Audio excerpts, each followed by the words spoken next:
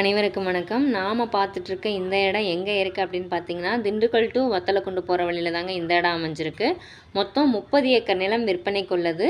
தார் ரோடு முகப்பிலேயே உங்களுக்கு இந்த இடம் அமைஞ்சிருக்கு. ஒரு ஏக்கரின் விலை 9,5 லட்சம் சொல்கிறாங்க.